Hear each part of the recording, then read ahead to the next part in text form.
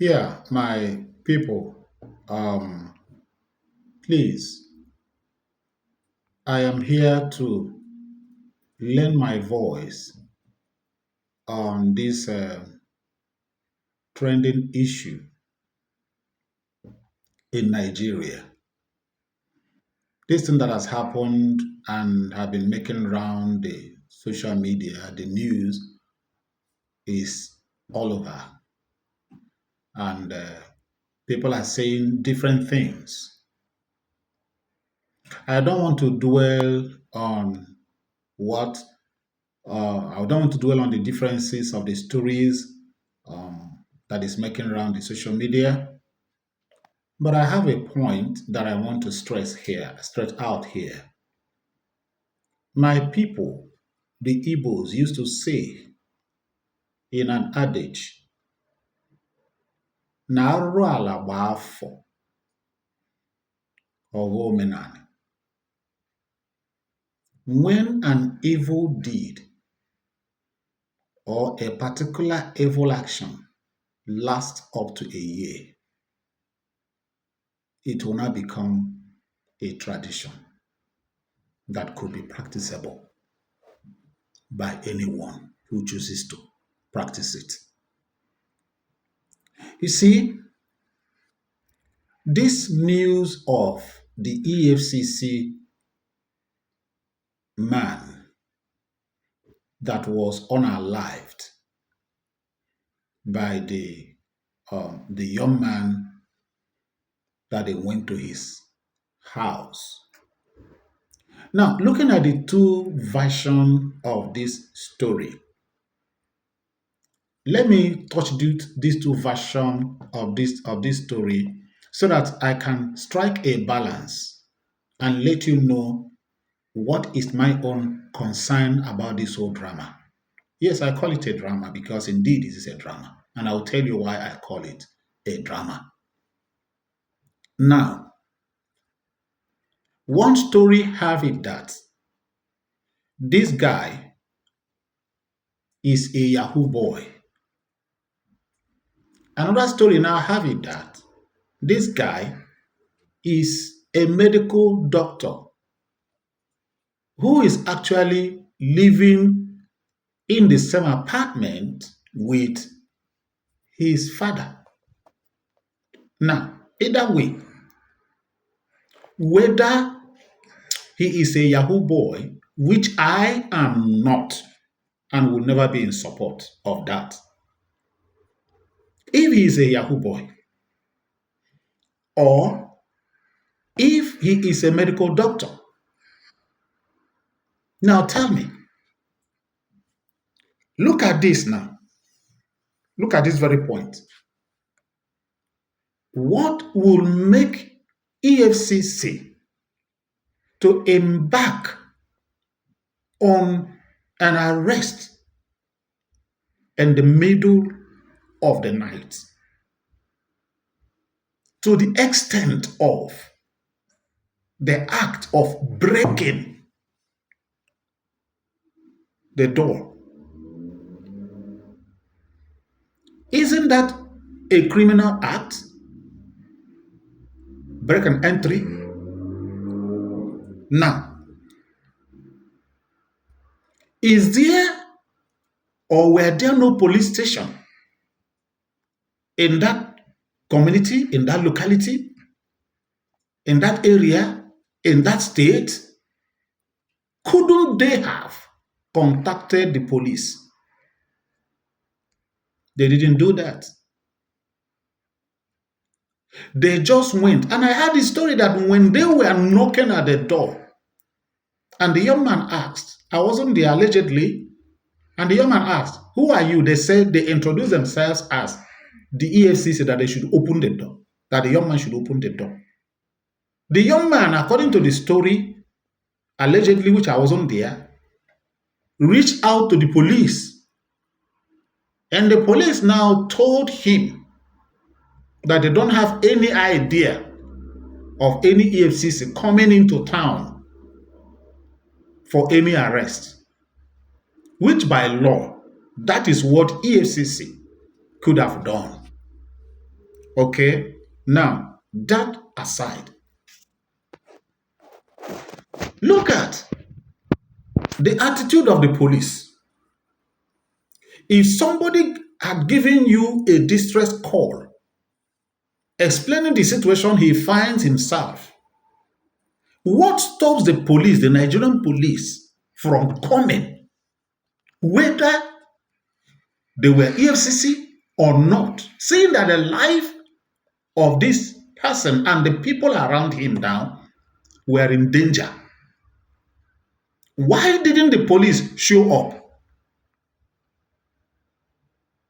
If the police had come when EFCC were on this action, maybe, probably, what happened wouldn't have happened.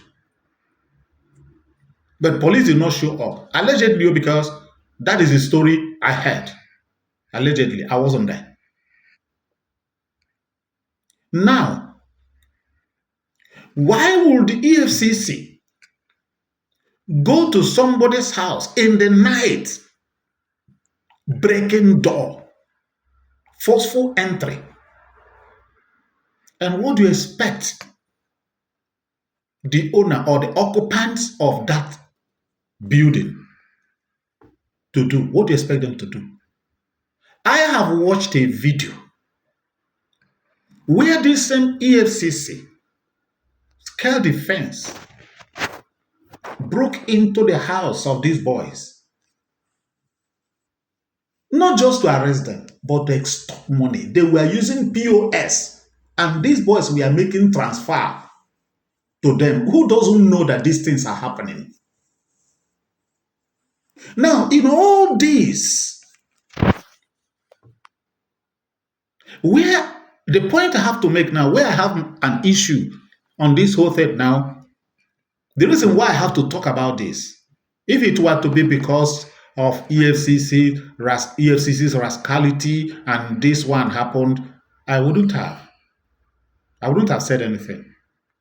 But I want to talk because of those of you that have started giving this thing now a tribal coloration. Yes. Those of you that have started giving it a tribal coloration, let me tell you, if you want to make it a tribal thing, no problem. But let me tell you, let me help you. Did you couldn't blame Buhari? Did you say anything about Buhari, who flooded all the what do I call them now? All the law enforcement agents or agencies in Nigeria? Buhari flooded them with Boko Harams, so-called repentant Boko Harams, including the EFCC, police, army, navy. Mention them. Buhari flooded them with Boko Harams. All these people you see in all these law enforcement agents and agencies that are acting this are all Boko Harams. Did you say anything about that? Those of you that are doing this, you are shameless. In fact, your stupidity doesn't have part two. And you come to tell me you are talking about one Nigeria. What is the oneness?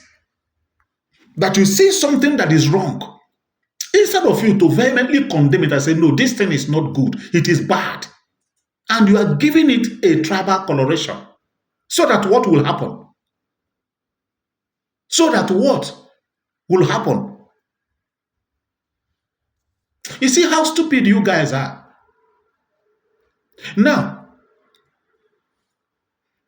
it is only in Nigeria that I know that people are being labeled thieves, armed robbers, criminals before being investigated. They are judged before investigation. They are being prosecuted before investigation. Is it done like that? Is that how it should be? Why can't Nigerians learn? Why can't they learn how to do this work professionally and get a good result? In fact, if you do your investigation very well, and you find that this person is guilty, even when you are arresting him or her, he or she will not even have anything to say again. Like the developed world, they take time to investigate. It might take them months, years to investigate a particular issue and get evidence and evidences to nail the person, even beyond a reasonable doubt. But look at what you do in Nigeria. Tell me, which paramilitary set up in Nigeria that is not carrying arms? Even road safety was asking for arms. Give road safety arms today, they will do worse than EFCC. That's Nigeria for you. Very soon, Boys Brigade and Boy Scout and Boys Brigade will be carrying arms in Nigeria. For what? Go to developed countries, you can't even see a soldier man on the road. Not to talk of seeing a soldier man with ammunition on the road. But look at the kind of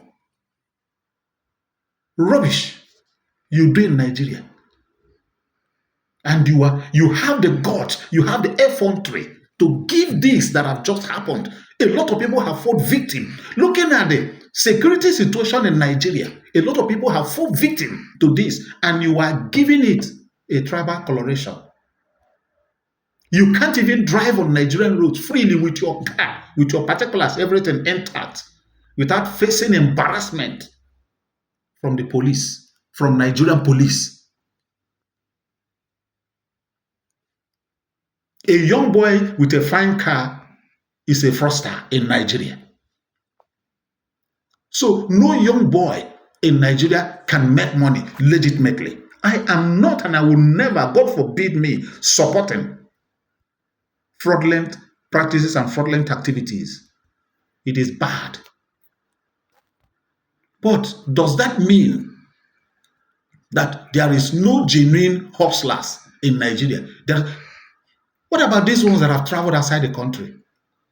When they come back, as young as they are, with the money that God have helped them to make, they buy a car. You tag them Yahoo. You will search them, search their phone, search everything, search them. In fact, you can even naked them on the street in the name of searching them. Nobody have privacy in Nigeria again. See, those of you that know how to put in tribal sentiment in every issue, when anything happens that has to do with an Igbo man, it becomes a Biafran thing. It becomes an IPOB thing. Do you know how many persons that have disappeared under that circumstances in pretense that they were law enforcement agents that come to do so and so, and the person will disappear? A lot of people have disappeared under that circumstances. Till today, nobody knows their whereabouts. What will you say about that? What have you said about that? Look at all the military checkpoints, uncountable military checkpoints. In fact, Ali Igbo is on stage. Who are the military that have besieged Ali Igbo? You didn't give it any coloration, tribal coloration. Well, those of you that think you are fixing Nigeria, we are seeing how you are fixing it. I never knew that some of you that I thought you were doing the right thing are so biased and so tribalistic. Continue. We all will see how it is all going to end at the end of the day. But please, finally, you guys should leave that young man alone. He merely defended himself. Because if he didn't do what he did, who knows what would have happened to him and the people that he were with in that house. And they will label it anything, tell any story and deny it. And whatever thing they say is what Nigerian media will carry. And that's going to be the end of it. A lot of lives have gone through this way. If you support evil, evil, the same evil will reach you, will reach your family member, will reach your loved ones. But if you condemn evil, the evil you condemn will never near you, will never come near your generation, never come close to your generation. That is my own doxology as far as this issue is concerned. Thank you. Till I come your way again. Bye.